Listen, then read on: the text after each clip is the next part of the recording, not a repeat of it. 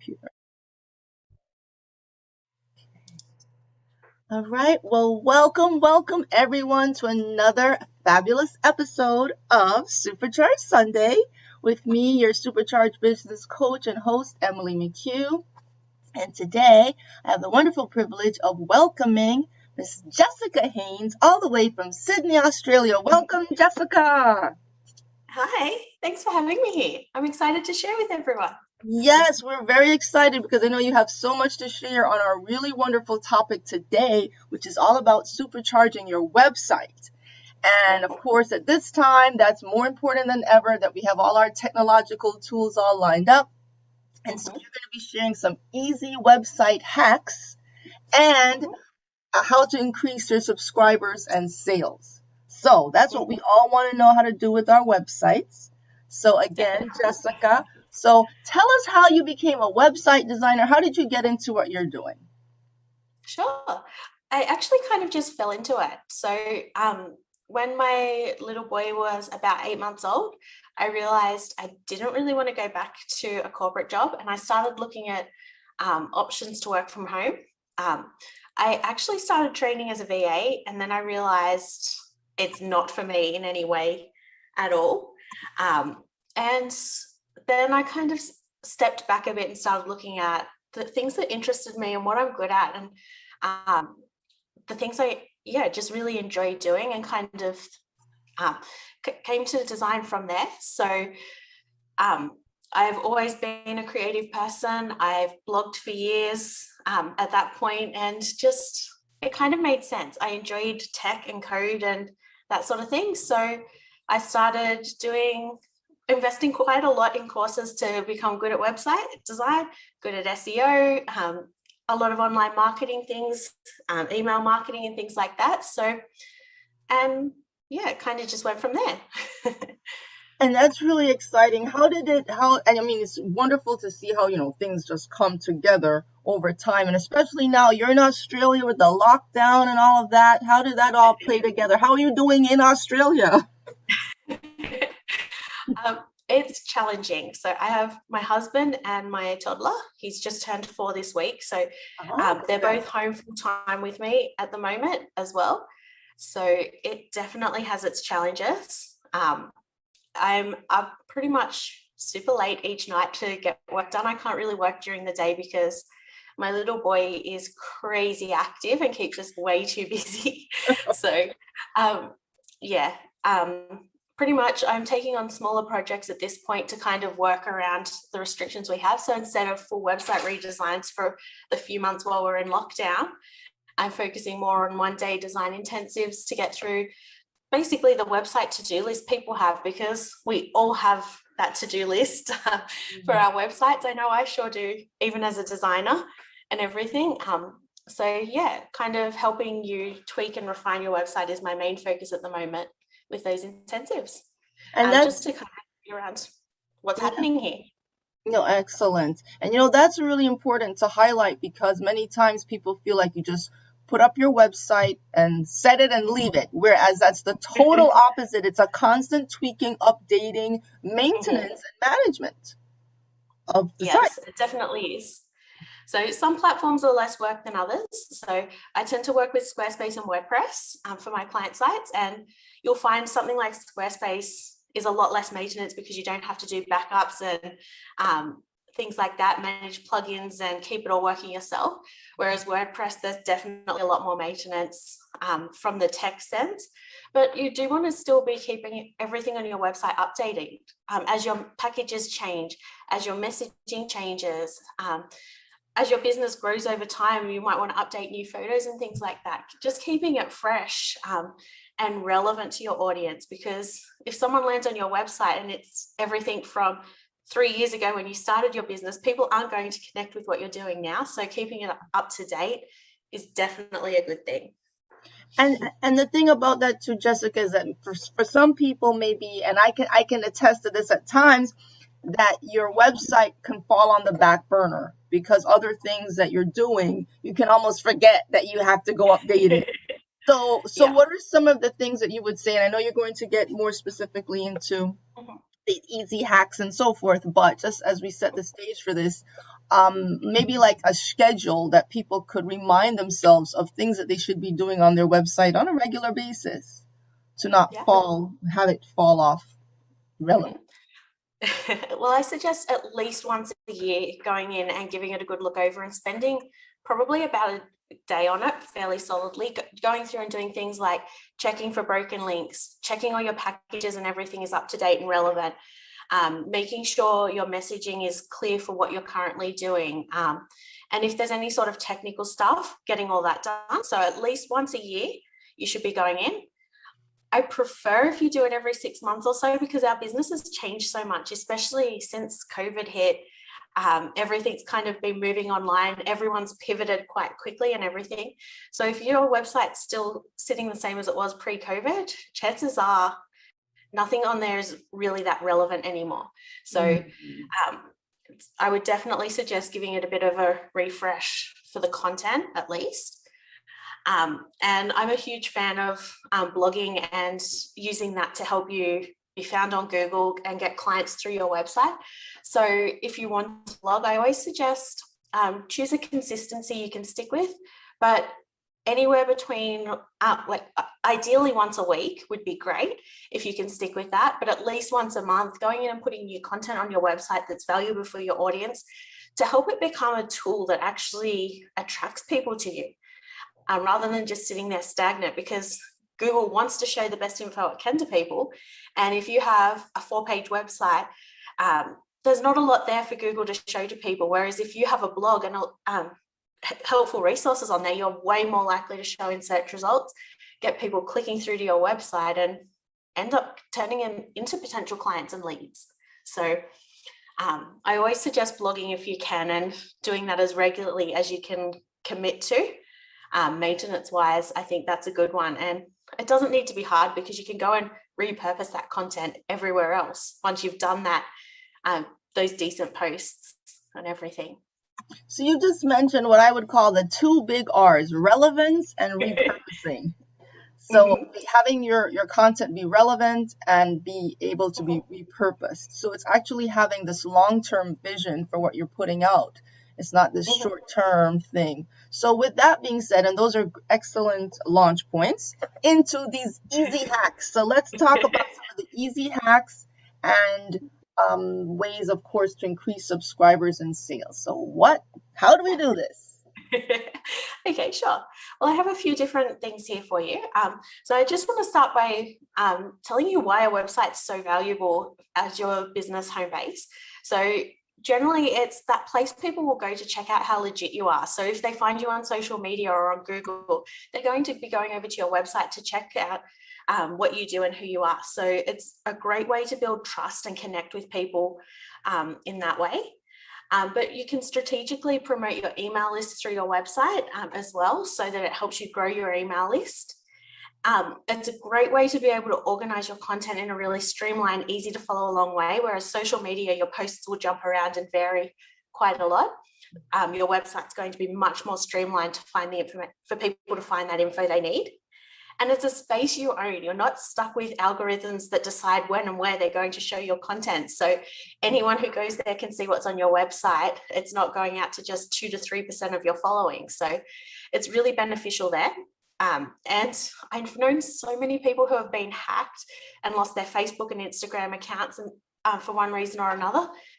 That doesn't happen with you can still be hacked with your website and everything, but you're not losing your entire audience when it happens and everything. There's ways to be able to fix it generally a lot easier than if something happens with Facebook or Instagram. So that's a big benefit there as well. So it's really an asset that's there for your business more so than Facebook and Instagram are. So I find social media a bit draining sometimes, but they're fantastic tools to grow your business. But you really do want to have that kick-ass website in the background that just boosts your efforts with everything, because it does give that extra credibility to what you do. So that's kind of a bit of why I believe it's important to have that website there. So Jessica, it's like an important piece of digital real estate. To look at it that way. And I think when people start to think in those types of terms, again, it's an asset. And it's actually, and I'll just add this as a sideline for people to know that your website it can be a line item on your financial statements, on your balance sheet as an asset. Yeah. So just so you know. Your website and email list, they're both good ones for that. Whereas you can't sell a social media following. That's against the rules on like every platform ever. So Yeah. No, that's extremely important. Okay. Well, I'll jump into some of the tips I have. So I've kind of touched on one of them a little bit already, and that's being super clear about who you help and what you do, so that people, when they first land on your website, can actually see that straight away. So when someone lands there, you have about 5 seconds to win someone over before they'll bounce away. So you really want to make those seconds count by making it really clear that they're in the right place. So they'll take in the initial look and feel of your site, but then you have about 1 to 2 sentences you can get in that time for people to take in. So you really want to make sure that's front and center right away when people land on your site. So that's including what you do, who you help, and why people should hang around on your website, like that benefit they're going to get from being there or working with you. So that can really make a difference with keeping people on your website exploring. If they don't like what they see, they're going elsewhere. So you want to make those seconds count. So that's the first tip, really. The next thing I always suggest people do is really think about what it is you want people to do on your website. So generally we'll have a big long list of goals we want our website to help with, like booking clients, growing our email list, getting people on calls, selling products or books and things like that. We often have a lot of different things we want to focus on, but if you can get really clear on the 1 to 2 main actions you want someone to take, everything in your website will be able to direct to those actions. So it will be a hell of a lot clearer for people what to do next. And you can then weave in calls to action throughout your website that help guide people towards those actions you want them to take. So if you're trying to get them to do 50 different things, people are going to get super confused about what to do and they're going to go elsewhere. But if you're telling them to subscribe to your email list or book a discovery call, then it's much easier to communicate and understand for your visitor. And with the calls to action, you want to make sure you actually have them on every page of your website. So this is really common for about pages where you get to the bottom of the page and there's just no next step, nothing to do after. So making sure you have that next step on every page, and making sure your calls to action stand out as buttons will really help as well, because they'll catch people's attention a lot more than text links.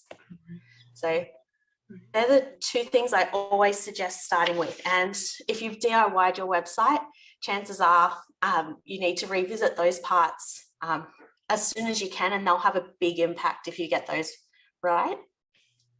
Those are really fundamental things that if people can kind of ingrain them, and you've done an excellent job of highlighting where to start and what to be looking for, because many times people launch into these web projects and forget why they're doing it, at least, or they jump in, they're like, I need a website, and they'll just put up something to say that, okay, now I have it. But it's a tool that you're to use in a very strategic, specific manner. So this is really a wonderful launch pad with this. Thank you. It's like any platform you use for your business, whether that's email marketing, Facebook, Instagram, LinkedIn.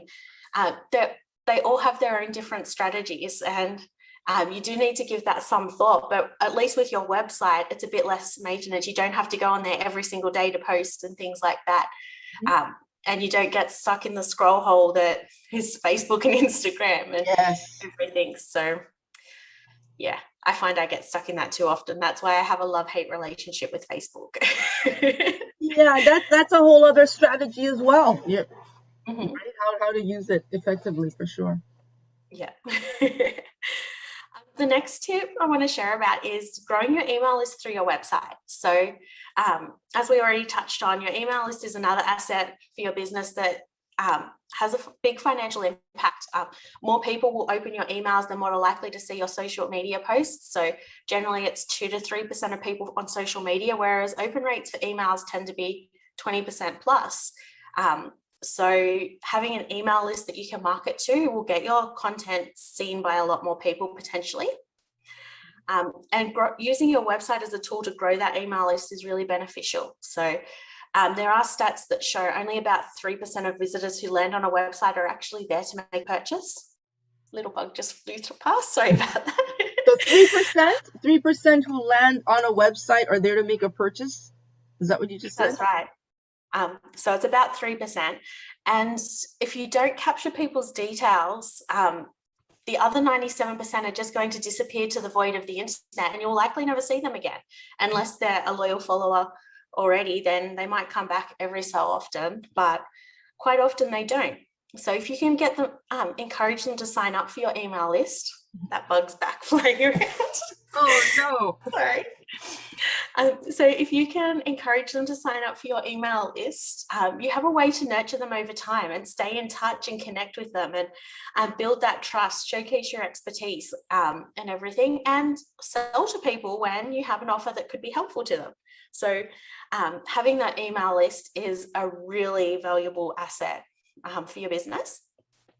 And some tips to be able to help you use your website to grow your email list would be making sure you have the sign up pretty much everywhere on your website. If it's just on your homepage, but someone never hit your homepage because they find you through a blog post or something, they're never going to see that sign up. So they're never going to end up on your email list. But if you have the sign up at the top of your homepage, in your website footer, because your footer shows on every page of the site, weaved into all of your blog posts. If you have a blog sidebar, you can add it in there. Having that freebie or having that sign up in a lot of different places can really help. And I did mention the word freebie then. If you have something of value to give to people to encourage them to sign up, it's more likely people will sign up for your email list as well. Most of us have a lot of emails coming through our inbox, so last thing we want is just another plain boring newsletter. Generally, we need something of value to want to pass over our email address these days. So if you have something of value like a freebie or a low-cost offer, it could be a masterclass or a PDF guide or an audio file or an email course. There's so many different things you could do for it, but having something like that on offer can really help encourage people to sign up. And Jessica, just a quick insert there. You have a wonderful freebie, as a matter of fact. And could you just give us a little few tips on selecting the type of freebie to offer, or a little few guidelines on creating the right freebie? Yeah, sure. So I actually have two main freebies that I use in my business. One's a website audit checklist, and the other is an SEO checklist for Squarespace to help you get started with SEO. The reason I chose those freebies is because they tie into my service. So when you're choosing a freebie, you want to make sure it's leading people towards your service. You don't want to it wouldn't make sense for me to do guided meditations or something for my audience. I may be able to grow my email list, but they're not going to be people that are targeted for what I have to offer. So you really want to think about kind of what's that first step for someone to work with you. So for me, with the website audit checklist, that's helping you look over your website with fresh eyes and see where there's gaps, where there's opportunities. And from there, you can take it and go do it yourself if you wanted to, but some people are going to want to get help with that. So that positions me to then talk about my services. So if you can tie them in together like that, you're basically leading people towards giving them value, getting them connected with you and how you show up and getting to know you, and then giving them an offer to help them with that next step if they want that help. So those sort of freebies are the ones that will help you grow an email list that's actually relevant and going to have more potential for your business. That's wonderful. Do you recommend, just like how you were talking about updating your website and so forth, what about updating the freebies? How do you manage that stays relevant or that stays fresh and everything? I don't tend to change mine up too often, I have to say. But if the information in them ever goes out of date, you do want to make sure you are checking back in. As your services change or what you're offering changes, or your ideal client, you want to make sure it's still relevant for the people that you want to be working with on this. So I suggest when you're looking at your website every 6 months or 12 months, giving them any freebies a glance over just to make sure they are still relevant and helping you get the right people on your email list, that the information's all up to date and things like that. That's always a good starting point. You don't have to do it every second week or anything. And you can always change them up every so often if you wanted to try something new. You could do that. Personally, I don't do it too often. Probably once a year I'll just change it, but I tend to spice things up more with challenges and things like that rather than changing up my lead magnets too often. Although in saying that, I am looking at changing up to an email course just as an experiment. So we'll see when that happens and how it goes. But yeah, you can have fun with it. Like, you know what you offer quite well, and you know what that first step is people need to take. So play around with that and see what idea appeals. And you can always test a PDF one time or test a video masterclass and see what works better as well. Right, because it's a journey. It's all a journey that you're taking the customer on, and looking at the website from that perspective helps to clarify these things. Definitely. Very, very helpful for sure. A couple of other tips around growing your email list. If you can make sure the email sign up catches people's attention, so adding an image and a really benefit-driven introduction. So why someone will want your free guide or whatever it is you're offering, that's more likely to get people to take that action. And then making it easy for people to sign up. I generally suggest asking your name and email address. We don't need to know people's date of birth, phone number, and the 20 question game some people ask.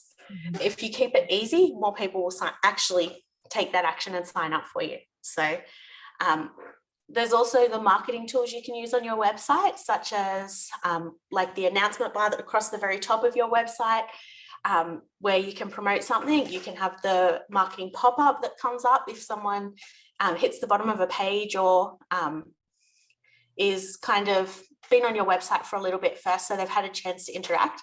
The ones that pop up immediately when you land on a site are annoying for pretty much everyone. But if you have a bit of a delay, people can kind of engage a bit first before having that pop-up come up, so it's not as in your face and they've had that chance to get a connection with you first.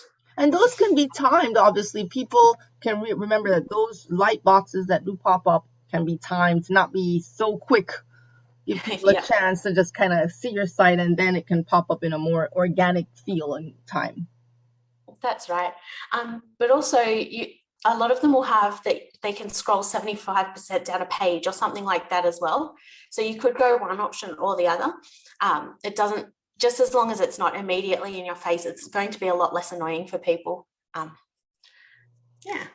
So there's lots you can do with email marketing on your website, but the main thing is making sure it stands out, giving people something valuable in exchange for their email address, and really putting it everywhere on your website. Pretty much, it's hard to overdo it with your email sign up because people won't see every single page of your website. If it feels like you've overdone it to you personally, it's not likely to feel the same for someone else who may only see 1 or 2 pages. So yeah. Great tip. Yes. I have another one as well. So making sure your website's really easy to navigate and actually read the text on the page. So if you have 20 different items in your navigation, it's going to be complicated and hard for people to figure out where do I go next.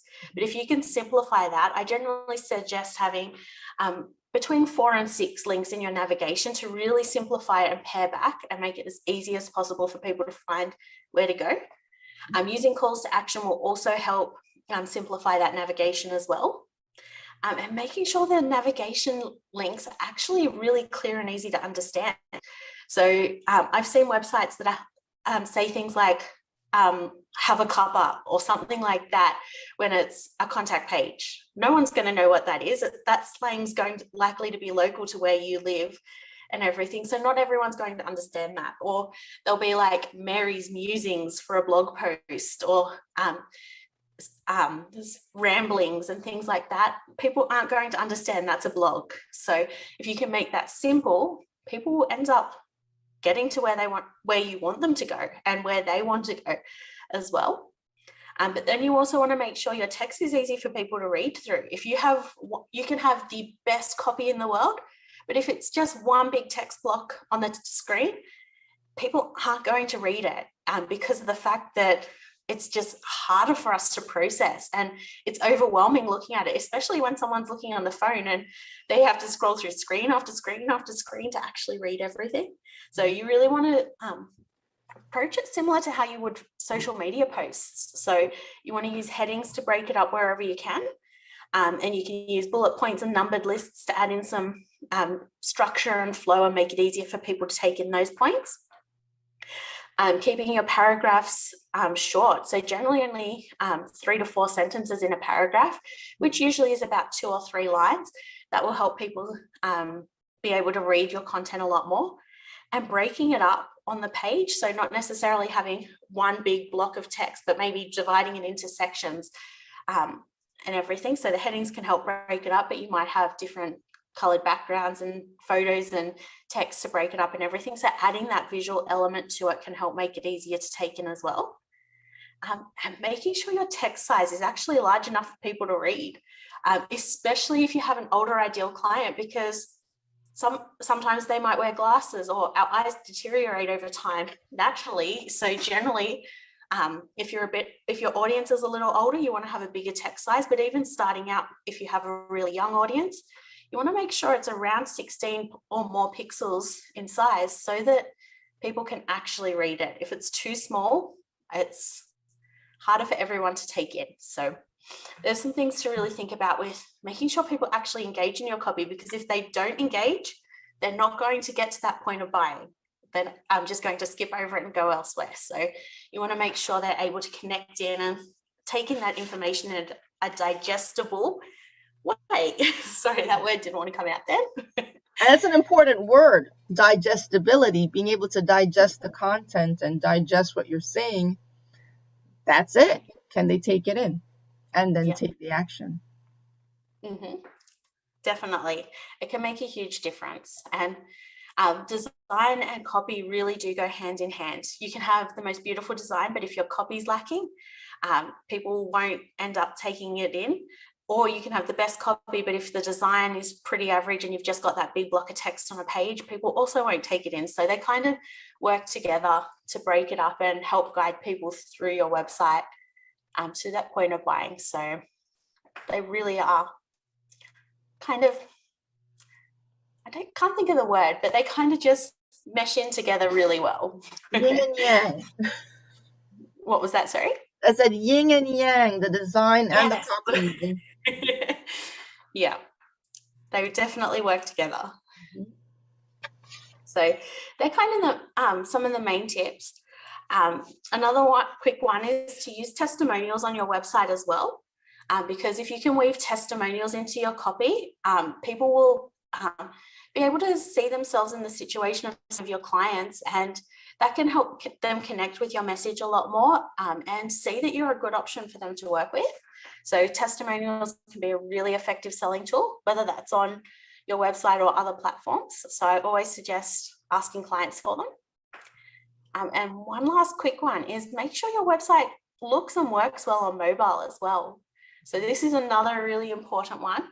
Over half of website traffic is on our phones these days. So if you don't have a website that works well on your phone or doesn't look right on your phone, you could be turning off over half of your visitors. So you don't want to design it just thinking about how people who are at the computer. You do want to give it a look over and make tweaks if you need to make it look better and flow better. So this has been an excellent checklist of how to approach your website on many different levels. So I want to ask you, what advice would you give for people trying to select a platform, whether it's Squarespace, WordPress, Wix, whatever? What are some of the considerations they want to keep in mind? Yeah, so functionality is the big one. So you want to think about not just how you're going to use your website now, but think about a year or two in the future, what you may want to be doing with your business.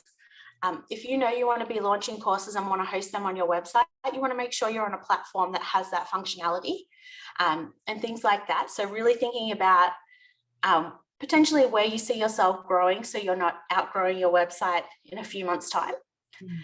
And also another big one is tech savviness. If you're not very tech savvy, chances are you don't want a platform like WordPress that's going to be a lot more technical, and there's a lot more moving pieces because you have to manage plugins and hosting and all of those bits that kind of meld in together. You're doing your own security and everything. So that's another big consideration. You generally want a platform like Squarespace in that sort of situation if you're not very tech savvy, because it's a drag and drop platform. It's much easier to actually bring your website together and maintain it over time. And you have this Squarespace support team and things like that. So I tend not to really suggest Wix for a website platform because it doesn't perform as well SEO wise. So that's to do with getting found in Google and other search engines.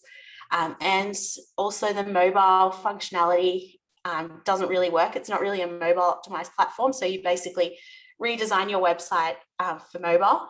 So it's a bit clunky and not as smooth an experience. But there's a lot of other platforms you can explore, like Shopify if you're going for e-commerce, Showit, and I'm drawing a blank for pretty much all the others at this time. But there's quite a few popular ones. I use actually Showit for my Emily McHugh or Supercharged Emily website, and that's a really nice one. But I have that integrated with WordPress for my blog. So the WordPress component is a blog. But and also very important to highlight, just like you said, the functionality you want to have for the site, and maybe whether you want to add e-commerce down the road, is the platform friendly for e-commerce or not, or depending on the type of e-commerce you're doing. Because for my Kasori website, I use a platform called UltraCart, which I've used for decades now, literally. And so that's a very robust back end, but now they have a front end. So, but the thing is, it's always changing. And can you keep up with it, or do you have to constantly call someone for help? I think the more we're able to do to maintain our own sites, the more likely we are to do it.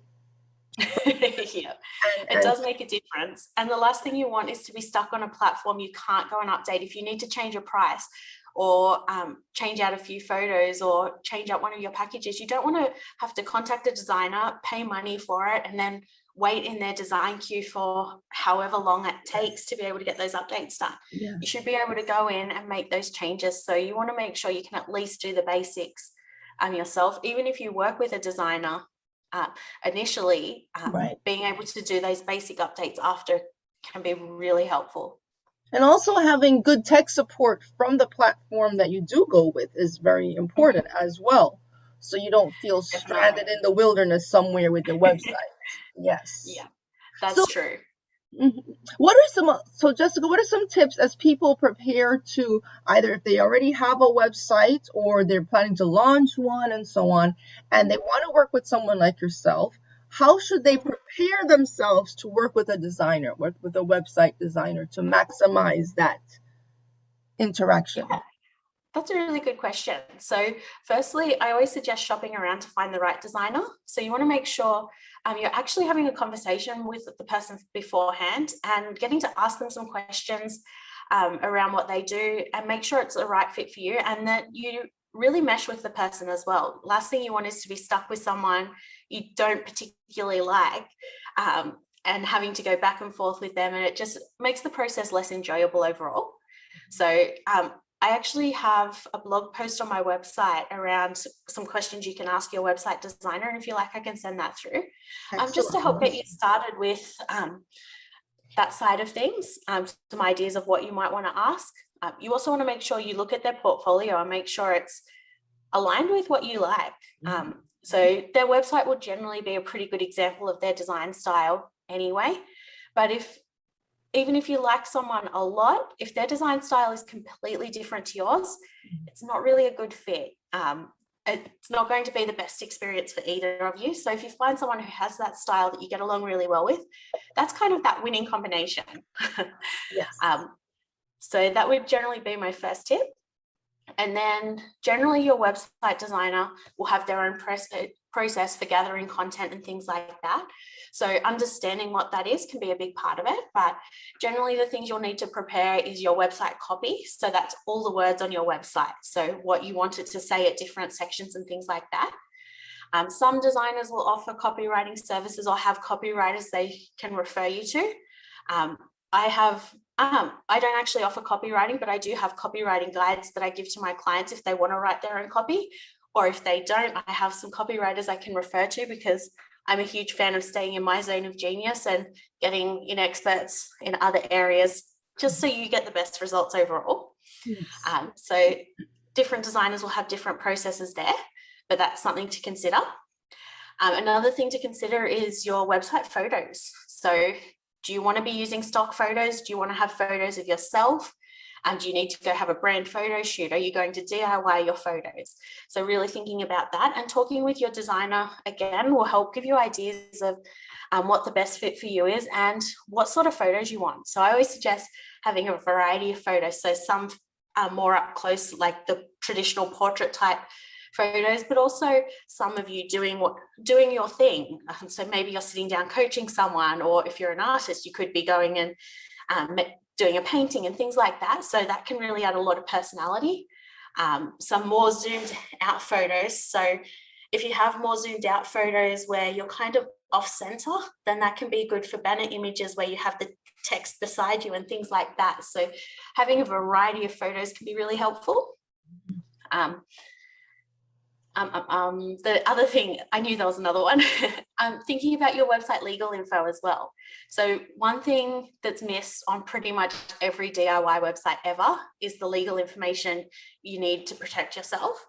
So generally, I'm not a lawyer, I will just throw that out there, but generally you want to have a terms and conditions, which basically talks about how people can interact with your website and what they can do on there and with your content. That helps give you protection if someone goes and copies and pastes your whole website or steals your content or images and things like that. That can help protect you if you have to go down the path of asking them to take it down with a cease and desist or getting lawyers involved in everything. And the other one, pretty much every country in the world requires by law, is a privacy policy showing how you actually maintain people's information. So if you have an email list sign up or any contact forms at all on your website, you need to have that privacy policy on there just to have that transparency with people. And you can buy templates for these, or you can work with a lawyer. There's even some places you can download it free on the internet, but obviously you're going to get what you pay for with legal documents. If you go the free route, it's not going to have the same cover as if you get a lawyer to custom write them for you and everything. But there's a lot of different price points for it. So when you're starting out, you may just start with a free option and then upgrade to templates later on, or get something custom written and things like that. But that's another big one to think about that is always missed.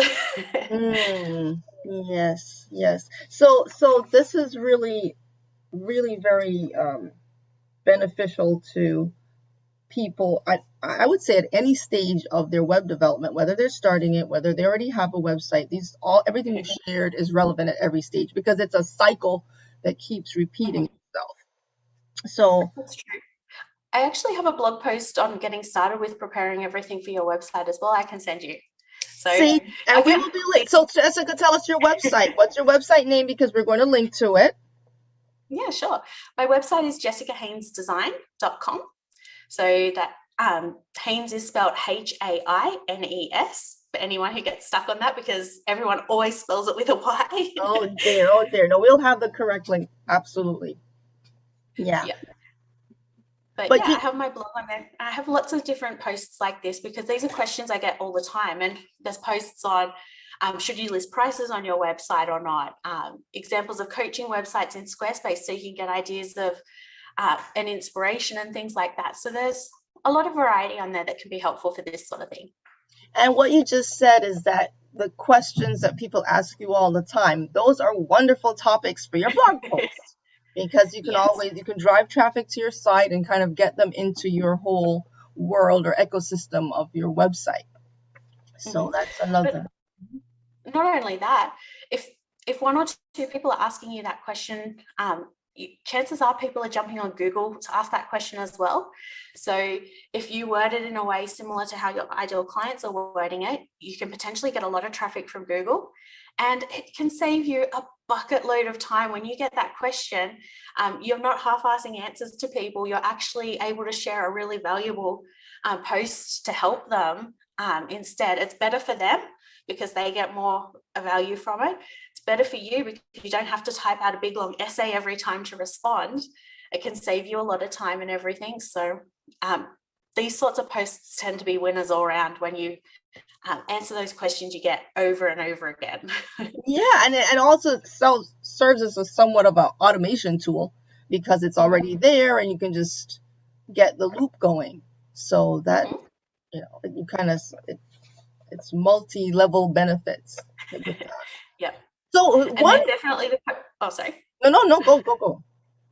They're definitely the posts to weave in your email signups as well, because they're generally the ones that are super, super valued. So if you do nothing at all with the email marketing for your main blog posts, just going into those main few that you send out all the time and adding it to those, even that can make a difference overall. If you add it to the most popular posts and the ones you're referring people to over and over. Uh-huh. Excellent. So here's one question. What do you do to bring someone to your site who has never even heard of it, hasn't heard of the site, and you're literally now you're at the launching stage? So how do you just get people to even sign up in the first place or get on the site? Mm-hmm. So there's a few different ways. So firstly, share it with your audience everywhere on Facebook, Instagram, LinkedIn, email your list. Talk about your website launch so people know about it. That can get your existing audience there.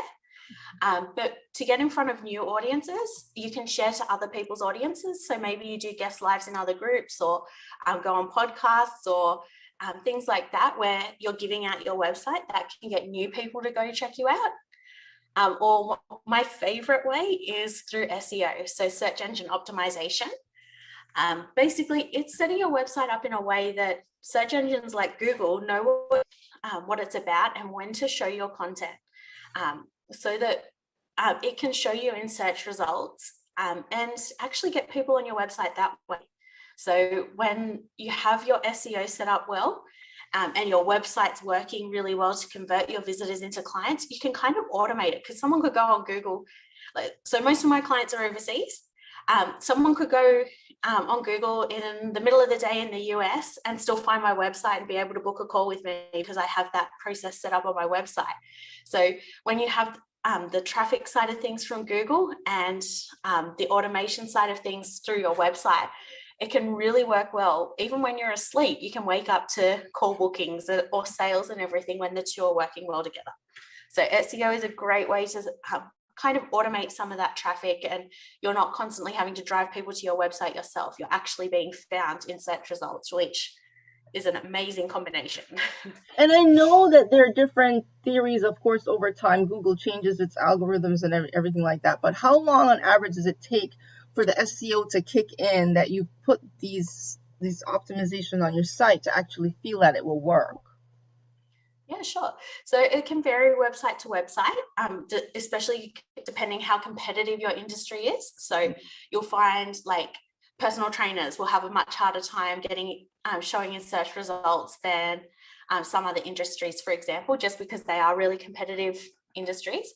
But I generally say expect to spend 6 to 12 months focused on it to start to see those results. Chances are you'll start to show for your business name a lot sooner and your own name a lot sooner. But for different keywords around what you actually do, it will take time, and you'll find it's slow going to start with, but as you start to get results, I'm trying to do the graph. So it'll start off really slow, and then as you start to get results, it kind of just exponentially goes up. So it does speed up over time. So you might rank for one keyword to start with. Then after a couple more months, you might rank for 2 or 3 at a similar time. So it does get faster over time, especially with the more content you have on your website. So if you blog consistently and have that value there, you're sharing your posts to help kickstart some traffic and everything, Google's going to start to pick up on the fact that it is a valuable website and start to show you a lot more.